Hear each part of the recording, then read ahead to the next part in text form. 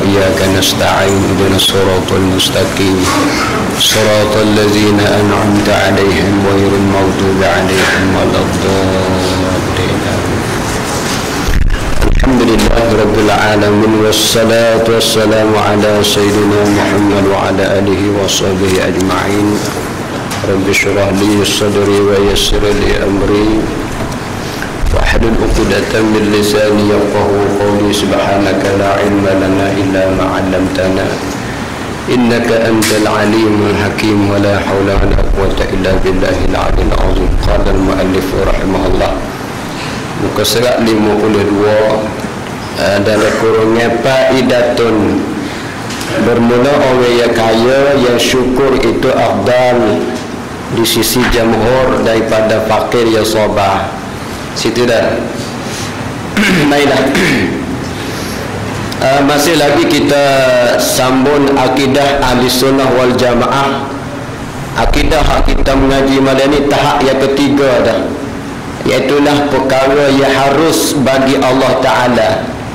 Perkara yang harus bagi Allah Ta'ala ialah mengada mungkin atau meniadakan mungkin. Mungkin artinya makhluk, harus bagi Allah Ta'ala buat makhluk. Dia nak buat apa boleh, tak boleh buat apa boleh. Jadi tahap pertama lepas dah, iaitulah sifat yang wajib bagi Allah. Tahap yang kedua, sifat yang mustahil atas Allah Ta'ala. Tahap yang ketiga, iaitulah yang harus pada hak Allah Subhanahu Wa Ta'ala. Ada tahap yang keempat akhir sekali, iaitulah dalil-dalil atau tanda-tanda Allah Ta'ala bersifat dengan sifat kamalat. Itu tahap yang keempat, kita belum masuk lagi. Sekarang baru duduk tahap yang ketiga, iaitulah perkara yang harus pada hak Allah Ta'ala, iaitu fi'lu mumkinin au tarkihi, buat tiap-tiap perkara mungkin atau meninggalkannya. Maka lalu itulah Syekh Daud rahimahullah ta'ala alaih, dia sebut sikit faidatun, ini satu faedah. Bermula orang yang kaya yang syukur. Orang kaya yang syukur. Definisi kaya ni, dia ada definisi kaya ni.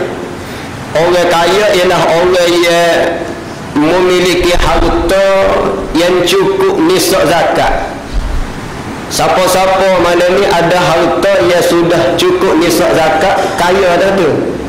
Nisab zakat 2013 baru ni 13,000 itu nisab zakat, 13,000 lebih. Jadi malam ni kalau kita ada harta di bank ke atau di mana-mana 13,000 ke atas, itu sudah tergolong dalam golongan orang kaya. Maka tanggungjawab orang kaya ialah keluar zakat. Dan orang kaya sama sekali tak boleh terima zakat, kecuali kaya mu'allaf. Dia ni kaya tapi mu'allaf, boleh terima zakat. Tapi dah kaya tak payah beri lah, walaupun mu'allaf pun. Kita cari mu'allaf sesak ramai lagi. Itulah pengertian orang kaya. Orang kaya yang syukur itu, kenapa Syekh Daud disebut orang kaya yang syukur? Dia kait dengan yang syukur. Kerana ada orang kaya yang kedekut. Kaya tapi kedekut, ada juga. Maka kaya yang kedekut ni tak masuk dalam golongan kaya yang syukur. Bahkan orang kaya yang kedekut masuk dalam golongan khasirun, orang yang rugi. Kerana dia tidak manfaatkan harta-harta kekayaan dia untuk kesenangan dia akhirat kelak. Dia seronok tengok jumlah yang banyak, tapi dia kedekut untuk mewakafkan harta-harta untuk jalan Allah, kebahagiaan dia akhirat kelak. Bermula orang yang kaya yang syukur. Yang syukur itu afdal di sisi jamhur, yakni jamhur ulama. Jamhur ni kebanyakan ulama. Dia beza dengan ijma' ulama. Ijma' tu keseluruhan. Jamhur ni kebanyakan ulama. Majoriti ulama mengatakan orang kaya yang syukur afdal daripada fakir yang sabar, daripada orang fakir yang sabar dengan kefakirannya. Orang fakir maknanya orang yang tak ada harta langsung, pitih pun tak ada, tanah-tanah pun tak ada. Beza dengan orang miskin. Orang miskin ni pitih dah tak ada, tapi tanah ada. Tak tanah ni tak ada nak makan, kena jual dulu. Nak beli lah tak ada pitih. Tapi harta adalah harta saka mula orang tua. Tapi kalau jual hak tu kan, nak buat rumah mana pula? Jual hak tu kan kerja hari susah pula. Hanya orang miskin. Masuk dalam kata miskin juga, kerja sebulan gajinya 1,000. Tak sekarang 2,000 tak cukup. Murah-murahnya kakung je naik, tak murah lagi. Tak cukup 1,000. Subhanallah sekarang dah. Jadi kalau kita kerja 1,000 sebulan, gaji 1,000, sedangkan keperluan hidupnya 1,800 katalah. Tapi tak ada Allah tu lah kerja sesuai yang kita mampu ada dengan gaji tahap tu, tapi duit tak cukup. Masuk dalam kata golongan miskin yang boleh terima zakat. Ada pun pakai ni tak ada ke satu. Kain pagi belum tentu lagi makan pagi. Harta secopet pun tak ada. Semata kara sungguh. Atau orang fakir. Maka orang fakir yang sabar ni nak banding dengan orang kaya yang syukur, lebih afdal orang kaya yang syukur lagi. Bermula tempat khilaf itu, tempat selisih ulama yang mengatakan orang kaya yang syukur afdal daripada orang fakir yang sabar. Apabila pada barang yang pada masalah, apabila berdiri orang yang kaya, berdiri ni bahasa kita melaksana, apabila melaksana orang yang kaya itu dengan sekalian wazaif. Wazaif yakni kerja-kerja kaya, wazaif kaya, pekerjaan kekayaan dia. Apa dia? Daripada murah, yakni bersifat dengan pemurah. Orang kaya yang syukur, yang afdal daripada orang fakir yang sabar.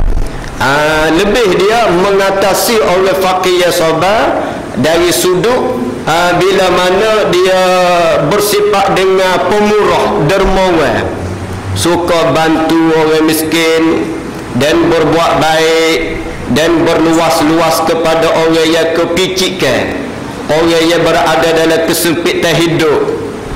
Lalu dia hala bantuan. Hanya orang kaya yang afdal. Sama ada dia sarah bulanan ke, atau dia beri sekaligus, atau teka-teka asal kau beri je. Ini pemurahnya. Dan menunaikan segala hukum harta, segala hak harta. Segala hak harta seperti zakat, sedekah sunat, itu merupakan hak-hak harta. Begitu juga nafkah keluarga, syarat keluarga, itu merupakan hak-hak harta yang wajib kita tunaikan. Hutang pun dia bayar. Inilah orang kaya yang afdal kerana dia melaksanakan hak-hak harta kepada Allah dan kepada manusia. Allah dalam bentuk zakat, manusia dalam bentuk sedekah sunnah. Inilah kelebihan orang kaya yang bersifat dengan dermawan atau pemurah. Tengoklah salah seorang yang kaya dalam Malaysia, Syed Bukhari Al-Mukhtar lah. Dia asalnya orang susah juga. SPM pun tak ada. Peringkat awalnya 1,000 lebih dah sebulan gaji. Tapi dia bagi duit tersebut. Satu, sedekah kepada ibu. Satu lagi, sedekah kepada orang susah. 1/3 untuk peribadi. Sekarang Allah Ta'ala tambah nilai umurahnya dia dulu, sekarang kaya raya. Jadi pemurah ni pintu murah rezeki. Kalau kita bersifat dengan kedekut, maka pintu rezeki pun tertutuplah. Itu kelebihan kita banyak bersedekah. Ini bagi orang kaya, dia ada kemampuan untuk nak banyak amal-amal jariah.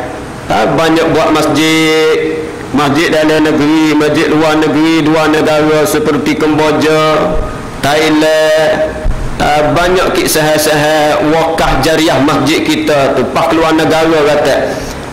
Mudah-mudahan dalam banyak-banyak masjid hak yang kita derma ada sebutir masjid hak Tuhan terima pun boleh makan dah di akhirat kelak. Dalam banyak-banyak masjid yang kita wakaf, kita tupai 10 ya atas 100, katalah sebutir masjid ya Allah Ta'ala terima kita sedekah, alhamdulillah senang dah kita di akhirat kelaknya. Itu kena banyaklah kita wakaf harta-harta yang kita ada. Bagi Malikud Dayan, dan syukur bagi Malikud Dayan. Siapa dia Malikud Dayan? Yakni Tuhan, Tuhan, yakni Allah Ta'ala.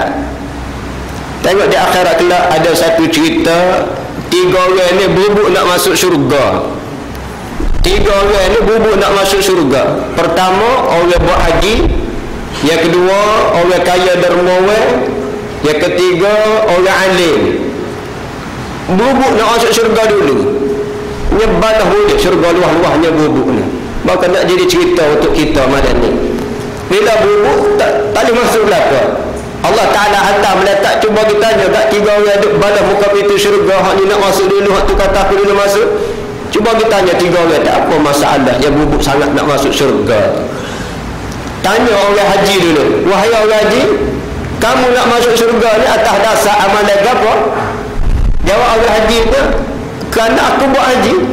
Baiklah, mu buat haji tu belajar dengan siapa? Belajar dengan siapa buat haji tu? Belajar dengan orang alim. Ada kalau mu belajar dengan orang alim, mu kena hormat biar orang alim dulu masuk syurga, mu ke dia. Dia pun aku dengan arahan malaikat. Malaikat tanya pula orang dermawan, wahai dermawan, ya kamu nak masuk syurga dulu ni atas dasar apa? Apa amalan kamu? Aku ni banyak derma, suka derma. Mu tahu mana kelebihan derma bagian-bagian. Aku belajar dengan orang alim ni lah.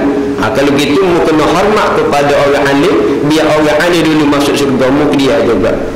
Malaikat kata, wahai orang alim, mari sini, kamu dulu yang masuk syurga. Sebab 2 orang ni semuanya kelebihan dia tupai daripadamu.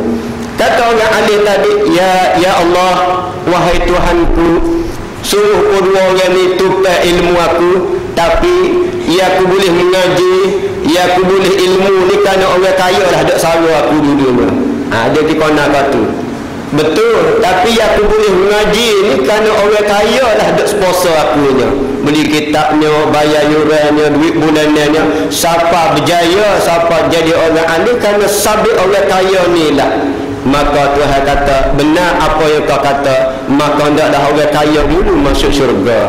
Yang kedua orang alim dulu, lepas yang ketiga barulah orang haji tadi. Ni tengok orang kaya dulu boleh masuk syurga, nak banding dengan orang alim. Dapat ilmu kawan tunya kerana orang kaya ni lah dermawan, yang bantu kawan tu mengaji dulu. Subhanallah, inilah kelebihan orang kaya yang syukur afdal daripada orang fakir yang sabar. Itu kata Syekh Daud rahimahullahu ta'ala alaih. Ini muhasabah lah diri kita ni, biar kita jadi orang kaya yang syukur kepada Allah. Jangan jadi orang kaya yang bakhil, rugi di akhirat kelak.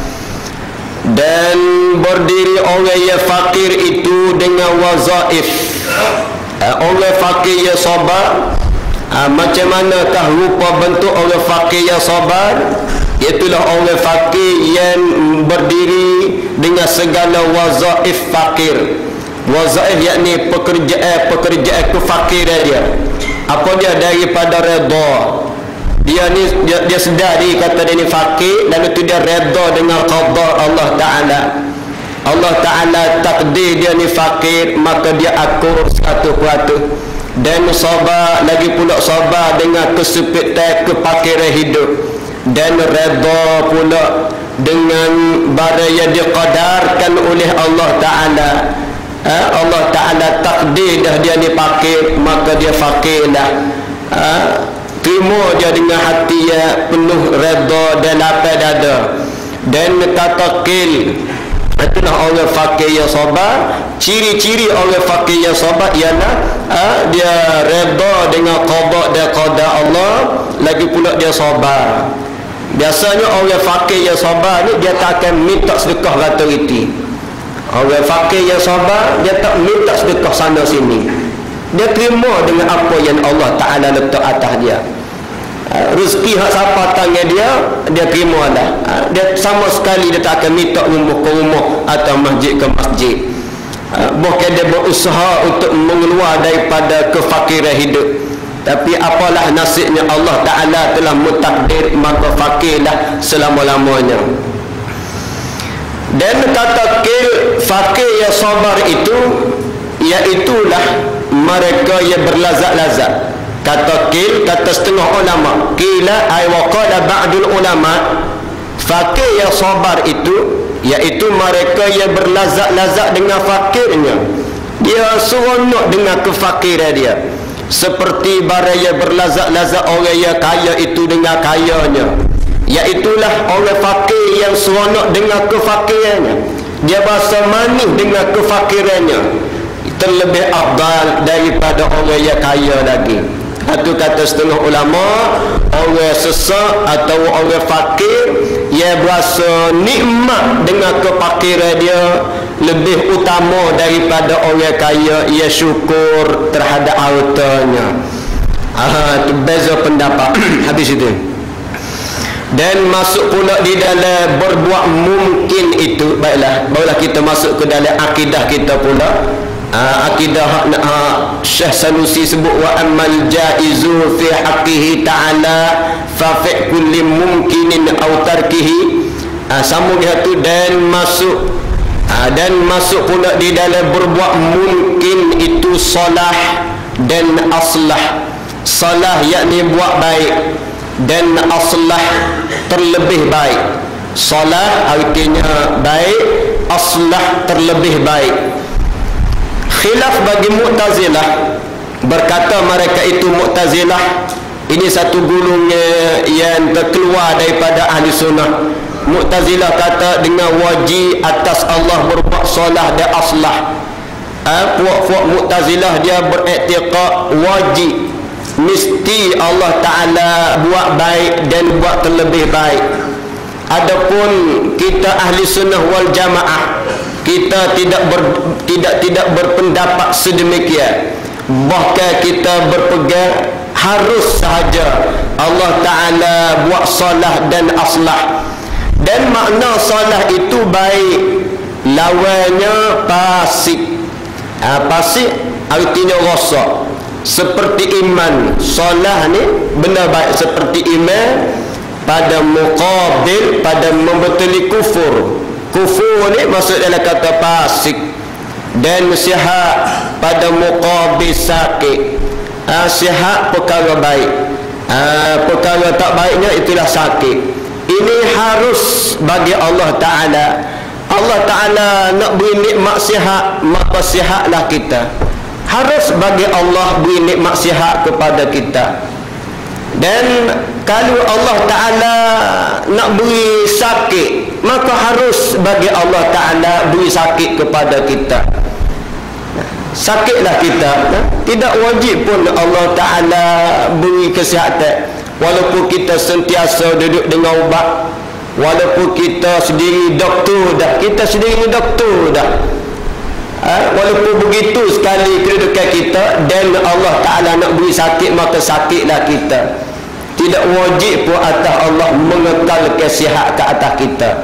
Sebab sakit sihat ni masuk dalam perkara mungkin, perkara yang patut dan tak patut gitu je. Supaya juga Allah Ta'ala nak beri anak kepada kita. Bagi pasangan hidup, pasangan rumah tangga, tidak wajib atas Allah Ta'ala beri anak kepada pasangan rumah tangga. Tidak wajib pun. Sebab anak ni masuk dalam perkara mungkin. Mungkin maknanya benda yang Allah Ta'ala nak buat pun boleh, tak buat pun boleh. Salah satunya anak kita atau cucu kita masuk dalam kata perkara mungkin. Anak tak ada lagi lah, panggil kira ada depan, tak ada lagi. Tak ada lagi ni masuk dalam kata harus je. Tidak wajib pun Allah beri anak kepada pasangan rumah tangga. Kalaulah wajib bagi Allah memberi anak kepada pasangan rumah tangga, tak ada orang janda, tak ada orang janda pula dah. Tak ada orang apa? Ada orang mana lah. Sebab Allah Ta'ala bakar. Itu kan malah benda mungkin. Benda masalah kata mungkin harus. Allah Ta'ala nak beri cucu kita, dapatlah cucu. Natu ada dah, tapi cucu tak ada. Ada juga di kalangan kita. Natu ramai tapi cucu seorang pun tak ada. Ada maksud kata mungkin juga harus Allah Ta'ala wis tak menatu dah keluarga tu. Tapi cucu Allah Ta'ala tak beri. Maka tak dapatlah. Tu khijah Allah Ta'ala belaka. Subhanallah. Maksud dalam kata wa yajuzu fi haqqihi ta'ala. Harus pada hak Allah Ta'ala. Pak kita ada ikhtiar makan gotu makan goni bomo gotu boleh. Boleh tu pun Allah Ta'ala juga beri. Sabik je ubatnya. Sabik je.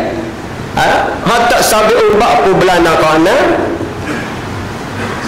Hak makan ubat pah bayar dek pah dodek apa ribu habis tak boleh juga. Ini maksud dalam kata wa yajuzu fi haqqihi ta'ala. Harus pada Allah Ta'ala. Nak ikhtiar lah gila. Dapat ke tak dapat, itu terpulang kepada maha kuasanya Allah Ta'ala. Atas habis itu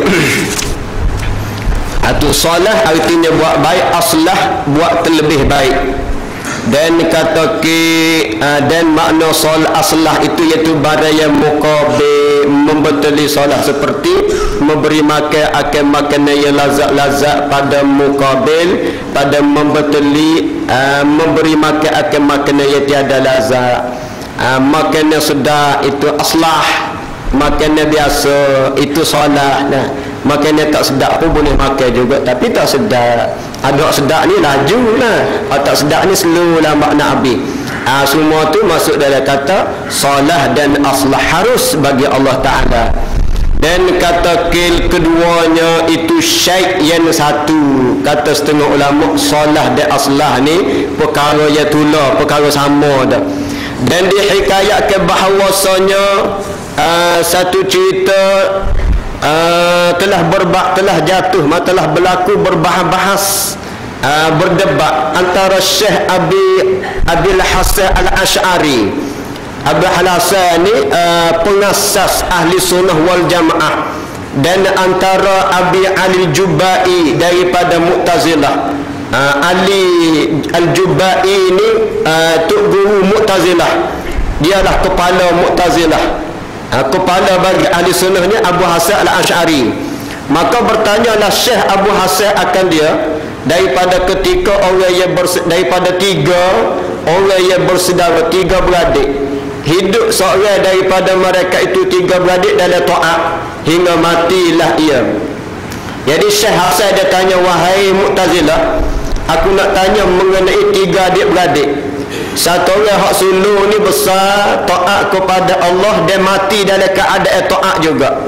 Dan hiduplah yang kedua, adik yang kedua ni hidup dalam maksiat terhadap Allah. Maksiat ni hingga matilah ia tiada taubat, padahal besar juga, yakni mukallaf dah. Dan yang ketiganya si adik ni matilah ia padahal kecil lagi, belum mukallaf, mati dah. Maka jawab Jubai diberi pahala akan yang pertama. Tok guru Mu'tazilah kata hak sulung yang taat kepada Allah, Allah Ta'ala beri pahala, dan dia azab akan yang kedua. Adik hak deraka kepada Allah, Allah Ta'ala seksa di akhirat.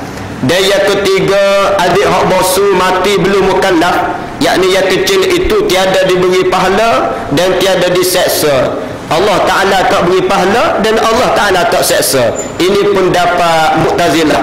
Maka berkata Abu Hasan Ash'ari, terkadang boleh jadi berkata yang ketiga, yakni adik hak bosu hak mati belum mukallaf. Dia kata, hei Tuhanku, hendaklah engkau panjangkan umur aku, maka masyhul aku dengan taat, yakni taat kepada Allah, hingga dapat balasan pahala aku, kerana wajib atas engkau berbuat aslah.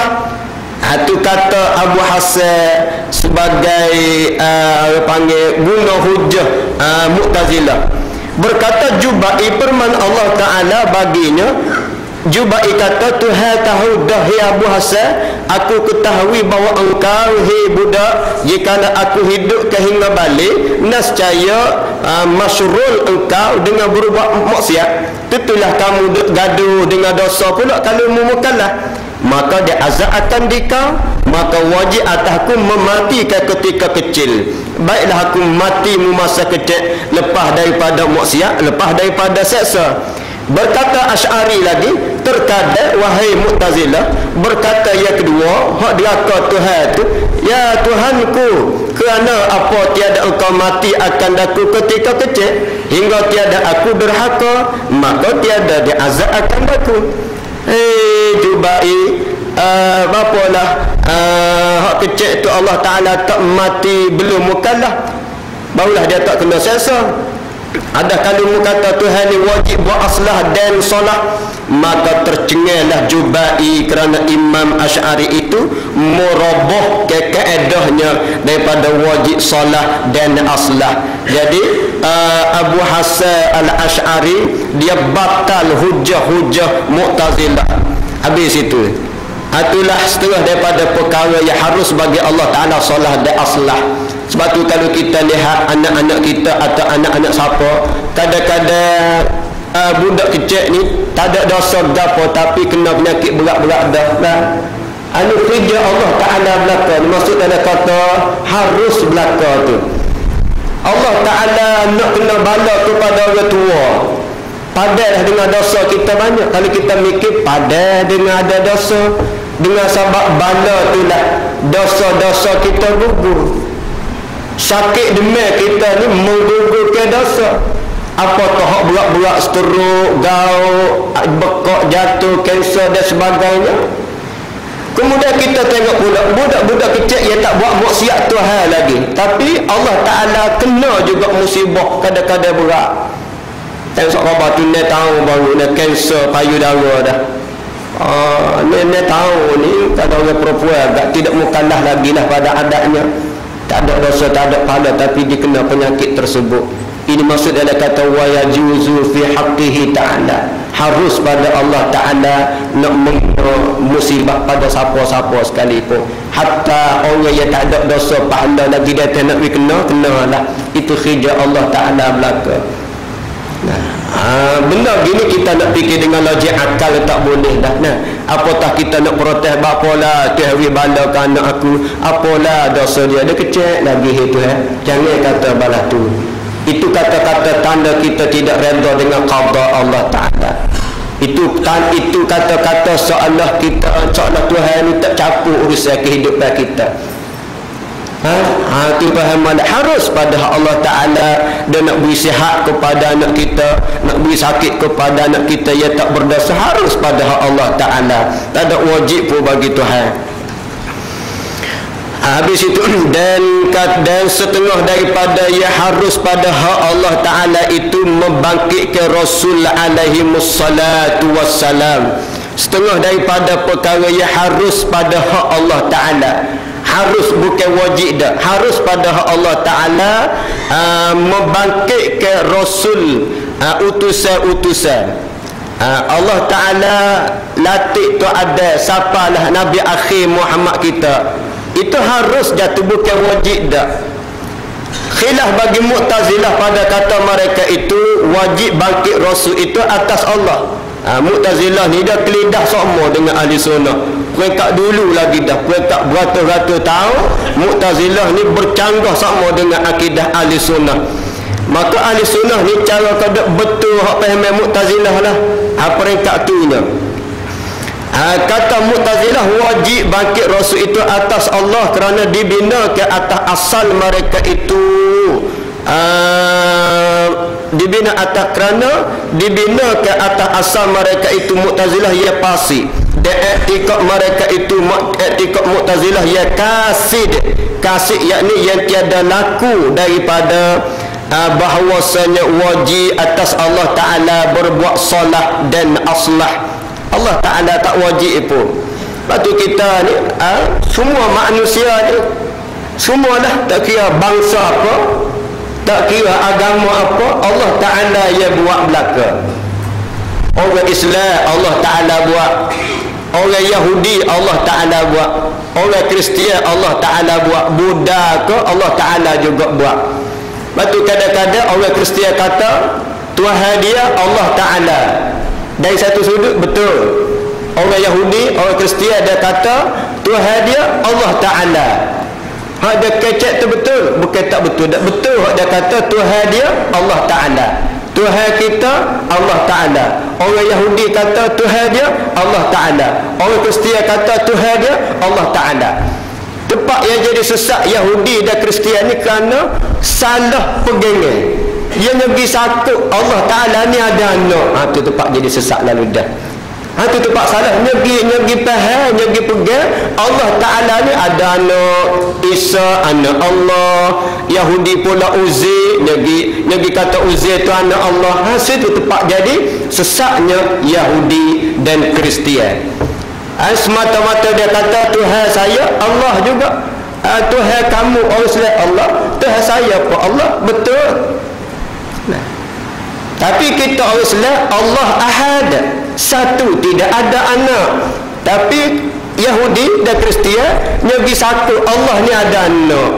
Ni tempat jadi sesat teraknya Yahudi dan Kristian ni. Maksud dalam gulungnya ghairil maghdubi alaihim waladdallin. Tu jahatnya Nabi sabit Allah Ta'ala ni ada anak. Itu maksud dalam kata harus belaka. Harus Allah Ta'ala jadi ke pelbagai bangsa yang ada di atas muka bumi ni, pelbagai agama. Fa khalaqa minkum kafirun. Allah Ta'ala jadi setengah daripada kalangan manusia yang kufur, dan setengahnya ia beriman kepada Allah. Dia belaka ia buat. Kita beriman Allah Ta'ala juga ia beri hidayat, boleh beriman. Orang kafir kufur dengan kekufuran itu pun Allah Ta'ala juga jadi. Maksud dalam kata harus pada hak Allah Ta'ala. Dan sesungguhnya telah menyatakan oleh mereka itu Mu'tazilah akan wajah, yakni jalan demikian itu, dengan bahawa ijtihad manusia itu bersalah-salah dan berlebih-lebih kurang, maka jatuh yakni berlakulah berbantah-bantah dan berbuat aniaya. Maka ia baiknya bahawa mendirikan bagi mereka itu safir, yakni rasul yang dikuatkan dengan mukjizat, maka mengikut baginya bagi rasul sekalian. Itu pendapat Mu'tazilah. Isu berdebat di kalangan ulama-ulama dulu ni tak habis-habis dah. Jadi kalau kita sebagai ustaz, pada pendapat Amba sendirilah, merugikanlah kalau kita di atas pentah untuk nak kecek benda-benda khilafiyah. Merugikan kita, boleh memening dan memecah belah para jemaah sekiranya kita dek kecek benda-benda hak ya beratus-ratus tahun dah di kalangan ulama-ulama hebat dan ulama-ulama besar dek kecek tak selesai masalah. Tibanya kita yang ada ilmu sekulit jari nak mari kecek juga, ini boleh merugikan jemaah yang ada di atas masjid, mana-mana masjid. Kadang-kadang ustaz ni bawa ilmu tu banyak, sayangnya ilmu tidak membawa kepada hidayah untuk menyedarkan manusia sama-sama beribadat kepada Allah. Apa yang dia sebutnya, ilmu yang boleh menimbulkan membenci di kalangan para jemaah juga. Ini boleh merugikan. Tolonglah bawa ilmu, sebab ilmu untuk manusia ni dapat keisafan untuk beribadat kepada Allah. Tak perlu kita guna agresif atau pendekatan yang baik dengan perasaan emosinya. Go to bid'ah, go ni bid'ah, go to Nabi tak buat, sahabat tak buat, kita lagi tak buat, pandai-pandai. Ini sesat. Ini menyebabkan atas masjid mana-mana pun jadi orang keliru lah beda. Mana pula. Jadi orang yang pegang pendapat ustaz tersebut, dia boleh terima. Ada di kalangan yang tak boleh terima. Di kalangan jemaah ni pula akan jadi kecek sama kecek. Bila kecek kat kita ni ada nafsu yang kuat lagi, nafsu amarah, jadi timbul panggil tekir ni. Mu kata gitu, aku kata gini, mu masai muka, aku masai muka. Akhirnya berjauh. jadi memang nak bala tidak apa, tapi cara kedudukan itu macam bala dah. Ini boleh merugikan kita umat. Nah, ini kena bijak juga. Habis itu dan khilaf bagi kaum Barahama. Ini pun satu puak yang sesak juga. Nah, kita kata sesak, kita sebut sesak lah. Nah, dan ulama kata sesak tu dia ada hujah-hujah yang kuat daripada Quran dan hadis. Ada pun Mu'tazilah tu ada peringkat rendah lagi kalau nak banding dengan Barahimah ni. InsyaAllah akan datang kita tolong perjelas lagi tentang kaum Barahimah. Wallahu a'lam. Bismillahirrahmanirrahim. Allahumma anfa'na bima 'allamtana wa 'allimna ma yanfa'una warzuqna ilman yanfa'una. Allahumma faqihna fid din. Allahumma faqihna fid din wa 'allimna al-hikmata wa ta'wil walhamdulillahi rabbil alamin. Insya-Allah malam ni ada jemaah kita nak umrah Sairwan.